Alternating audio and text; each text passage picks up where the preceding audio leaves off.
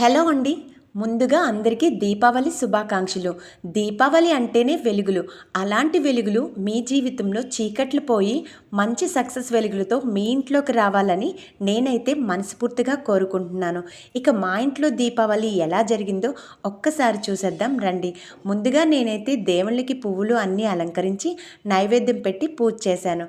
ముఖ్యంగా మన నిత్య జీవితంలో లక్ష్మి అనేది ఎంత ఇంపార్టెంటో మన మిడిల్ క్లాస్ ఫ్యామిలీస్కి బాగా తెలుసు. డబ్బు లేకపోతే ఈ రోజుల్లో మనిషి ప్రాణంతో ఉన్న విలువ లేనట్టే. అవునంటారా కాదంటారా?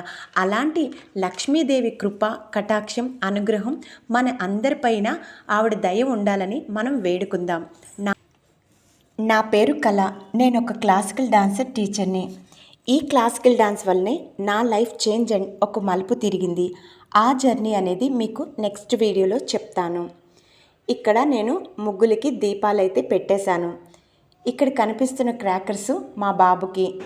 మా బాబు చిన్నపిల్లవాడు కాబట్టి కొంచెమే క్రాకర్స్ మేము కొన్నాము. మా వారు స్వామిమాల వేశారు. ఎవ్రీ ఇయర్ మా స్వామియే మా బాబుతో కాలుస్తారు. నాకు కొంచెం క్రాకర్స్ అంటే భయం, కొంచెం దూరంగా ఉంటాను. ఇక నైట్ డిన్నర్ వచ్చేసి పులిహోర, పరవన్నం, కేసరి. మా స్వామి నాకు ఇచ్చిన దివాళీ చాక్లెట్తో ఈ వీడియో అయితే క్లోజ్ చేస్తున్నాను.